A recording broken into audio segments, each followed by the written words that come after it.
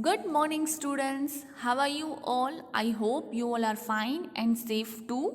So, students, in our previous video, we have learned about nationalism. कैसे हमारे में nationalism की जो फीलिंग्स होती है वो अवेक हुई. In that we have learn about the reasons, that is political reasons, economical reason, transport and telecommunication reasons. Then after literature, education, newspaper and magnificent or rich heritage of India. Today we are going to start established of Indian National Congress कि Indian National Congress कैसे established हुई.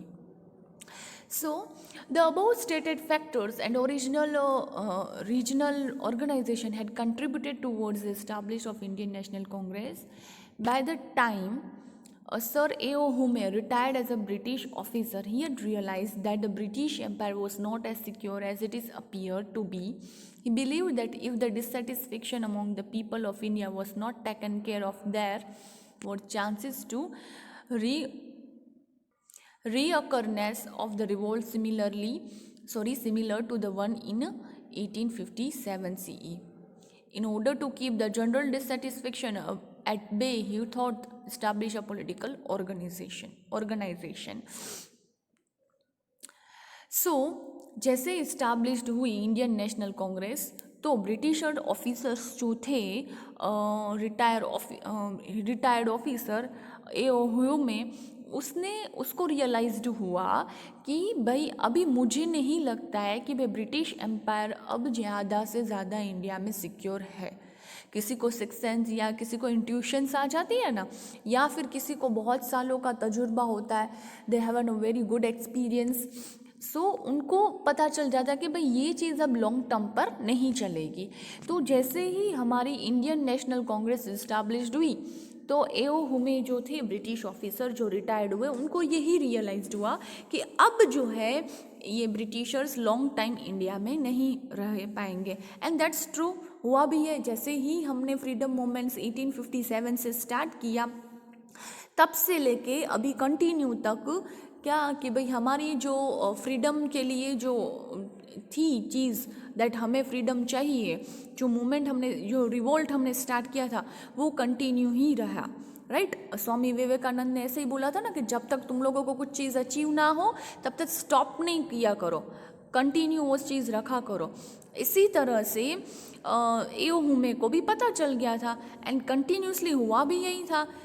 हम लोगों ने कहीं पे भी stop नहीं किया था कि भाई है ना क्या कहते हैं कि भाई हमें आज़ादी नहीं चाहिए कि ठीक है चलो जो रिवोल्ट हुआ वो हमने छोड़ दिया. ऐसा तो कुछ हुआ नहीं था, हमने ये चीज़ कंटिन्यू ही रखी थी. राइट, तो उनको ये रियलाइज्ड हुआ.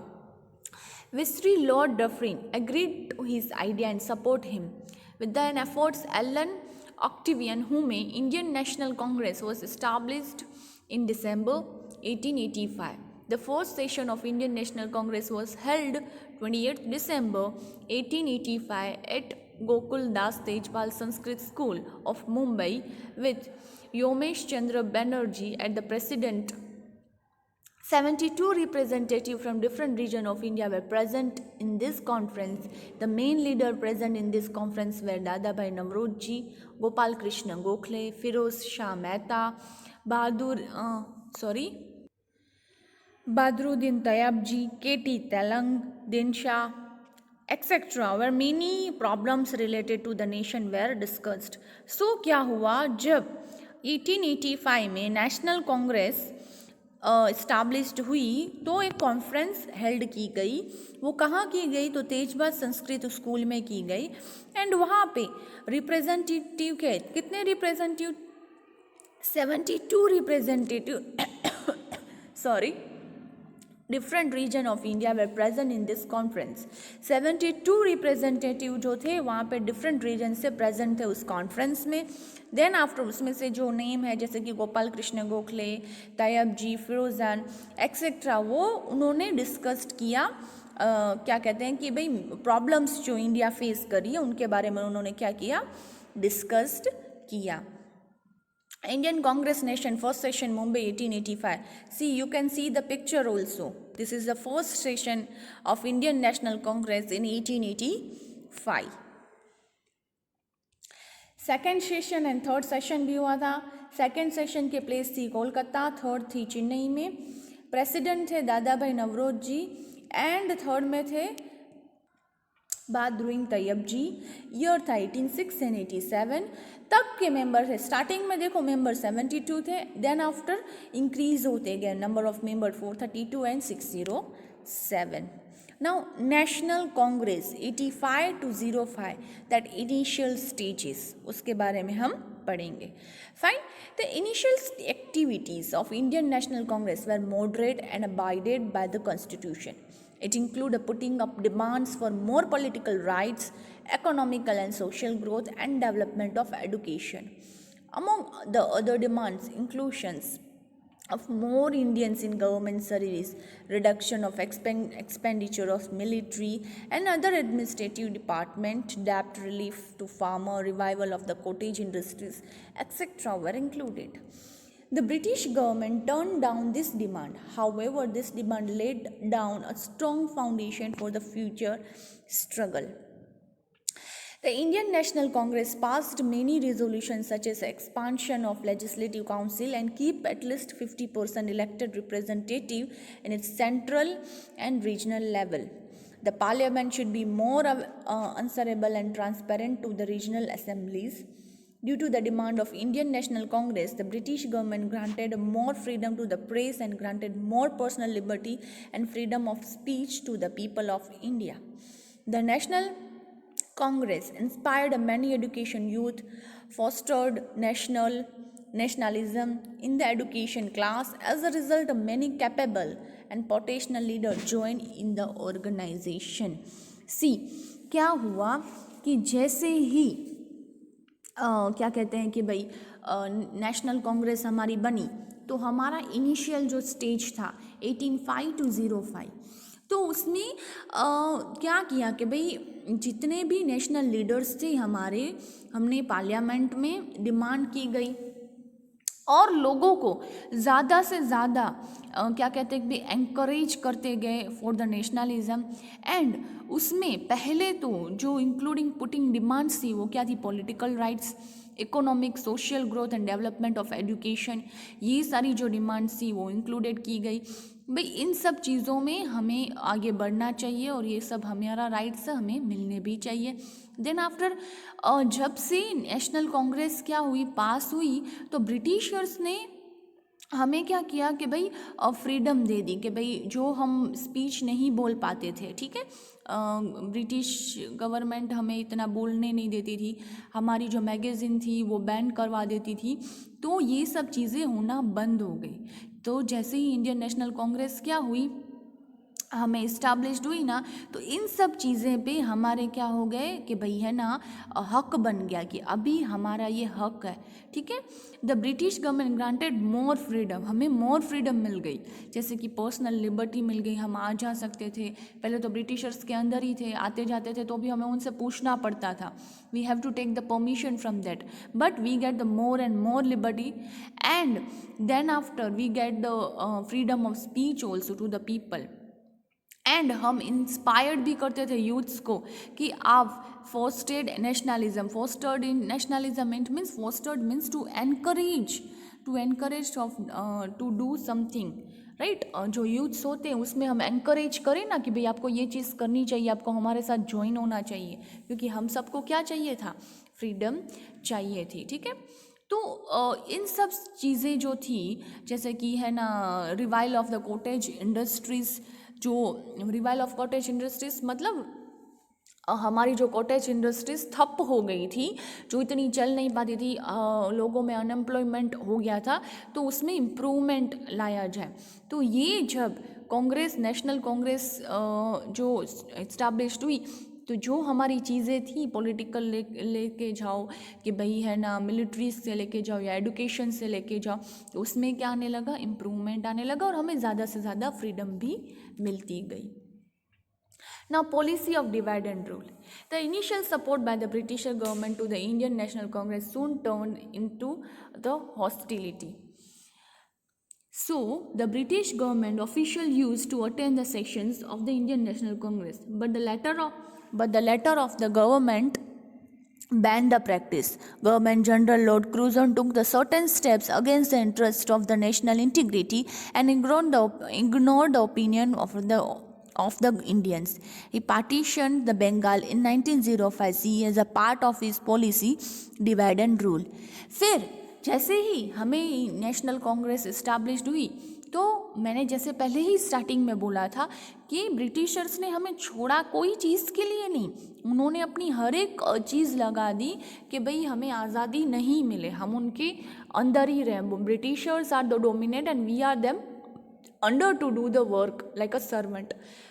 तो ब्रिटिशर्स ने क्या किया, जैसे ही क्या कहते हैं कि भाई इंडियन नेशनल कांग्रेस बनी तो सपोर्ट जो उनका था, जो इस्टेब्लिश्ड हुई, जो हमें इतनी फ्रीडम वगैरह बनी, वो उनकी टर्न हो गई हॉस्टिलिटी में.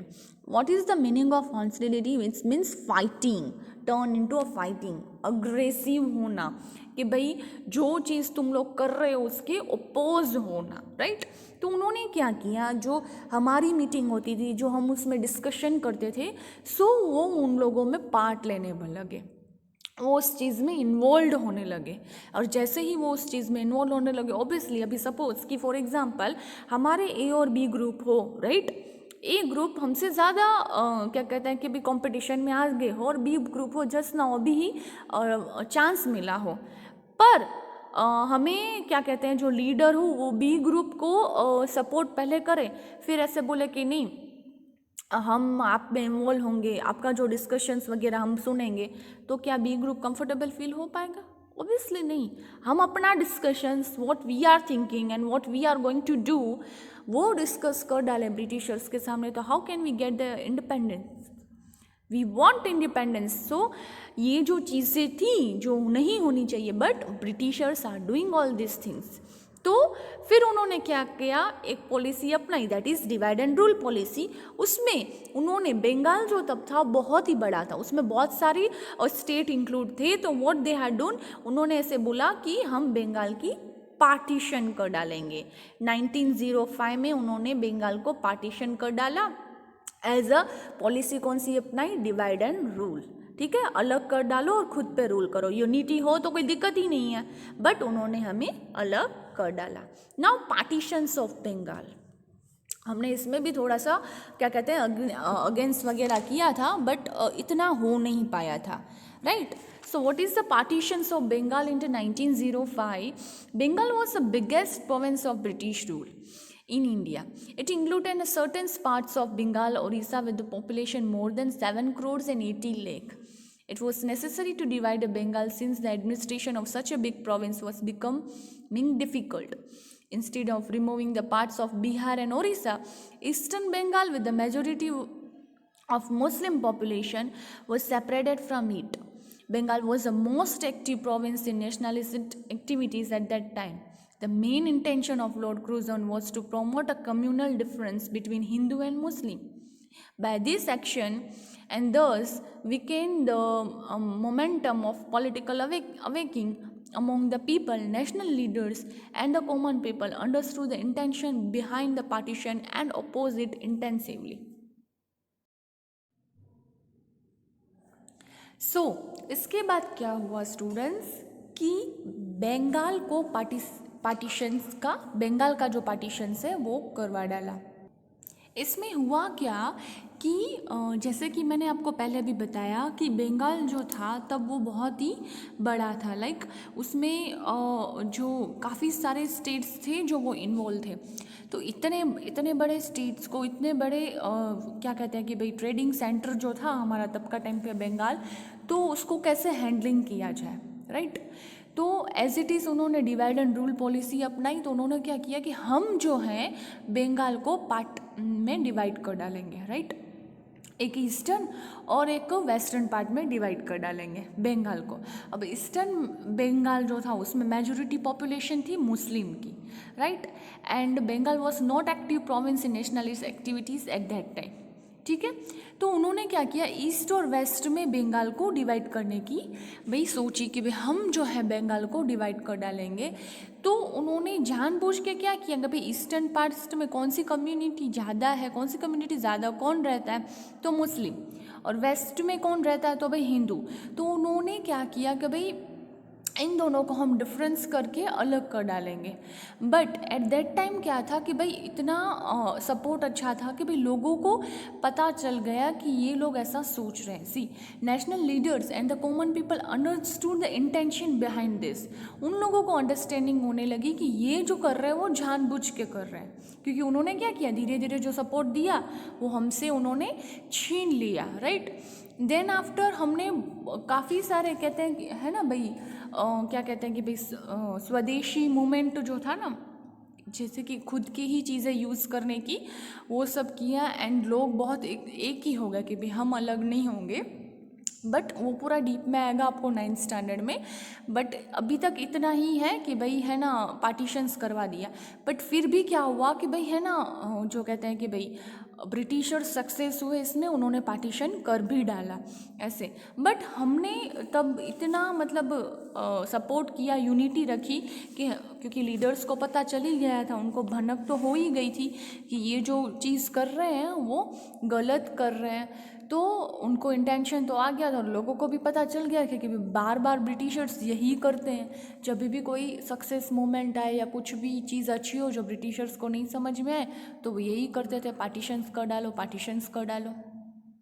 तो क्या होने लगा कि लोगों को अवेयरनेस आने लगी एंड वो लोग समझने लगे कि ये जो कर रहे हैं वो गलत कर रहे हैं। Now, Bang Bang movement, that was a movement against the partitions of Bengal. अभी इस मूवमेंट में क्या था, मैं आपको अगर शॉर्टली बताऊं तो वंदे मातरम, ठीक है, ऐसे ऐसे नारे लगाने लगे एंड उसमें ऐसे था कि हमारी जो यूनिटी थी वो ब्रेक ना करने की एफर्ट्स जो थे हमने वो बहुत ही दिए थे, ठीक है।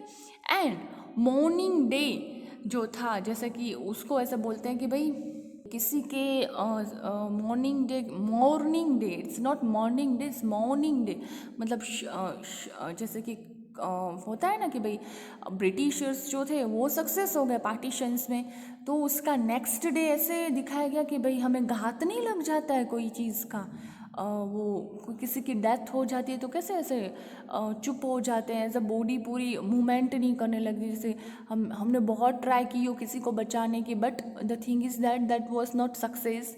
तो वो डे मनाया गया, जैसे कि शव का डे होता है ना, लाइक कुछ भी हम बोल ना पाए, जितनी भी हमने ट्राई की हो बट हम सक्सेस ना गए हो, वो डे बनाया गया। एंड उसमें भी क्या हो गया कि भाई हमने एक ये चीज़ उसमें सीखी कि भाई डे ऑफ यूनिटी, राइट, वो भी जो चीज़ थी वो हमने अपनाई कि कहीं ना कहीं हिंदू मुस्लिम एट दैट टाइम एक हो गए एंड यूनिटी दिखाई थी किसको, क्या कहते हैं कि भाई ब्रिटिशर्स को।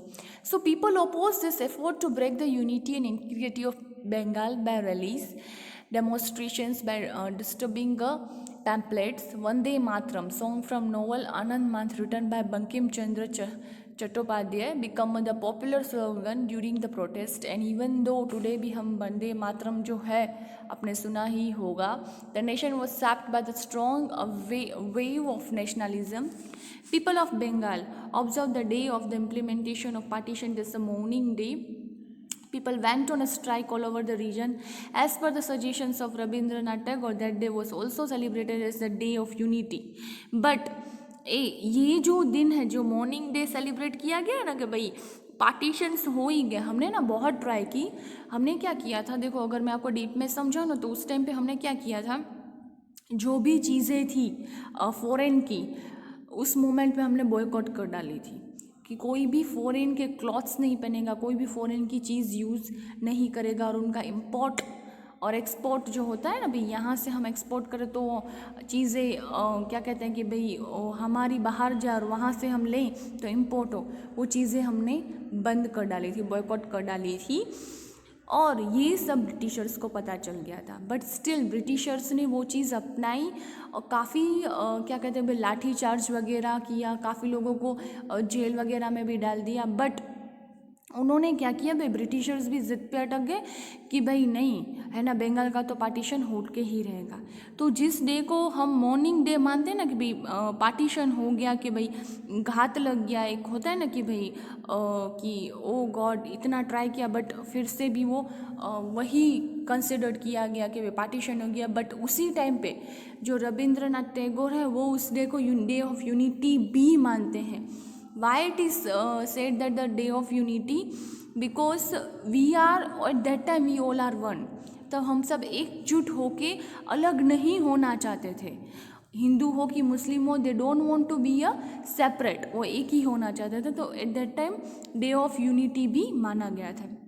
Even though Vande Mataram, right, Bharat Vande Mataram है, और एक भी नारा था दैट आई फॉरगॉट, वो सारे नारे लगाए गए। एंड क्या कहते हैं कि भाई ये जो मूवमेंट था उसको हमने कैसे भी करके ब्रेक लगाने की बट हो नहीं पाया। एट लास्ट वोट क्या हुआ कि ब्रिटिश सक्सेस गए। बट इस डे पे हमने क्या सोचा, हमें क्या मिला, दैट कि कहते हैं ना कि भाई हमने यूनिटी दिखाई। हमें पहले से ही पता चल गया था what the Britishers want to do. Now Swadeshi movement, इस मोमेंट में क्या हुआ, हमने जो सारी चीज़ें जो थी, गुड्स जो थे, वो हमने बाहर के बॉयकॉट कर डाले थे, बंद कर डाले थे, और स्वदेशी गुड्स ओनली, जो चीज़ें इंडिया में बन रही है उसी को ही पहनने का, उसी को ही यूज़ करने का इस पूरे मोमेंट में यही है, right. Now it was decided to intensify the movement against the partitions of Bengal and expand its base. The main 3 characters of movement were to trade and use the Indian goods only, to boycott important goods, to acquire a national education and boycott the English education। जैसे कि मैंने आपको पहले भी बोला कि इस moment में डीपली क्या हुआ कि जो गुड्स वगैरह थे जो स्वदेशी ही यूज़ करने के, ठीक है, बाहर की कोई भी फॉरेन की चीज़ें हमने यूज़ करना बंद कर डाली। एंड हमने खुद की लैंग्वेज की जो एडुकेशन है वो देना स्टार्ट की, हमने बॉयकॉट कर डाली इंग्लिश एडुकेशन की, क्योंकि पहले तो हमारी नेशनल लैंग्वेज है ना जो हमने सीखी ही नहीं, पहले से ही हमें पहले तो इंग्लिश लैंग्वेज ही सिखाने लगे। तो हमने बाहर का वेस्टर्न कल्चर छोड़ के स्वदेशी जो खुद का कल्चर है वो अपनाने लगे, एंड बाहर की सारी चीज़ें हमने बंद कर डाली यूज़ करना। To achieve this 3 goals, a committee was form under the leadership of renowned member of Indian National Congress like Surendranath Banerjee, Bipin Chandra Pal, Arvind Ghosh, etc. They urged the Indians to boycott foreign goods and clothes and use Swadeshi goods. Through these articles, the newspaper, processions, public meeting, and folk song, people were made to understand the importance of using Swadeshi goods. Factories were started to produce Swadeshi goods. The import of goods like textiles, salt, shoes, sugar, cigarette, tobacco, etc. from England decreased drastically, and the sale of Indian commodities and textile increased. The Swadeshi movement spread in other parts of India too. But इस चीज़ से क्या हुआ, पहले हमने partitions हो गया जो भी हो गया, बट इस चीज़ से हमने क्या किया कि जो भी बाहर की चीज़ें वगैरह थी वो हमने यूज़ करना क्या कर डाली, बंद कर डाली, एकदम बंद, यूज़ ही नहीं करनी, सब कुछ इंडियन का यूज़ करें। क्योंकि हमें ऐसे ही होता था ना, एक तो खुद के ही में हम टैक्स भरते थे और वो चीज़ हमारी बाहर भी जाती थी तो हमें महंगा ही पड़ता था, और ये रूल तो लागू ब्रिटिशर्स ने ही किया था जो कहीं ना कहीं सही था ही नहीं। तो हमने क्या किया कि उनकी चीज़ें ही यूज़ करना बंद कर डाली, और ख़ुद की चीज़ों के ऊपर टैक्स, जो हम खुद का ही टैक्स जो हमें भर के बाहर बेचते थे वो भी बंद कर डाला, क्योंकि वो जो भी पॉलिसी थी तो ब्रिटिशर्स की ना, हम इंडियंस क्यों हम ऐसे करें। तो हमने क्या किया कि वो जो टैक्स था ना वो सब बंद करके खुद की ही चीज़ें बनाने लगी, खुद की ही चीज़ें सेल करने लगे, और खुद की ही स्वदेशी चीज़ों पे हमने हमारा जो इम्पोर्टेंस है वो बहुत ही बढ़ाया। एंड ड्रास्टिकली क्या हुआ कि भाई textile, sugar, cigarette, tobacco, what ever it was that ना, वो क्या होने लगा, ड्रास्टिकली डिक्रीज होने लगा इंग्लैंड में, ठीक है। और हमारी जो टेक्सटाइल, हमारी जो इंडियन कमोडिटीज़ थी उनका जो स्प्रेड था वो इंडिया में हर एक जगह पे बढ़ने लगा और हम हमारी चीज़ें यूज़ करने लगे, ठीक है। तो इससे कहीं ना कहीं हमें क्या होगा, फ़ायदा हुआ। Even though one thing is more कि इंग्लिश लैंग्वेज को दूर करके हमने खुद की लैंग्वेज की स्टडी स्टार्ट करवाई, हिंदी, देन आफ्टर उसमें दूसरे सब्जेक्ट है, पहले तो compulsory we have to study the English only, फिर उसमें भी हमने क्या करवाया, इंग्लिश एडुकेशन को बॉयकॉट करवाया। See one thing is that the britishers they are using their English language because they are their language. Why we are giving the too much importance to the English? No doubt the English should be a talk, and it is very good for the students also, but we should not forget our national language also.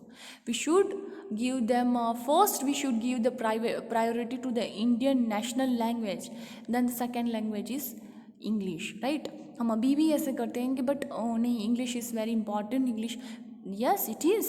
अगर English medium में पढ़ते हैं तो हमें English बोलना, लिखना, पढ़ना सब आना चाहिए, बट हमें हमारी लैंग्वेज भी भूलनी नहीं चाहिए, right? Now, national education. The third feature associated with the Swadeshi or the boycott movement was the national education. Students took an active part in Bangbang movement. As per the result, many punitive actions such as a levying fine or expelling students from the school college were taken by the government. This is called an optional arrangement of national school colleges for students. In 1907 CE, 25 national secondary schools and 300 national primary schools became functional in Bengal. Rabindranath Tagore started the Vishwa Bharati School in Shanti Niketan. In 1901 CE, the British government failed to subsidizing this movement, and finally the government had to cancel the partitions of Bengal in the year 1911 CE.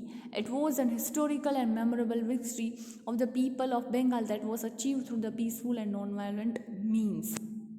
C last में क्या हुआ, जब ये partition start हुआ 1905 में, तो कहीं ना कहीं ये जैसे कि कौन सा डे सेलिब्रेट किया गया, दैट मॉर्निंग डे।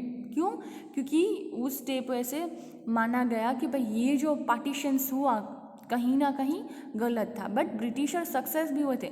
बट हुआ क्या, ये जो हमारी मूवमेंट्स थी ना, like swadeshi movement, then after national education, तो finally at the end britishers को क्या करना पड़ा कि 1911 में, नाउ सोचो 1905 में स्टार्ट हुआ और ये जो मूवमेंट्स कंटिन्यूसली स्टार्ट्स थे हमारे, तो 1911 में ये मूवमेंट ब्रिटिशर्स को क्या करना पड़ा, कैंसल करना पड़ा।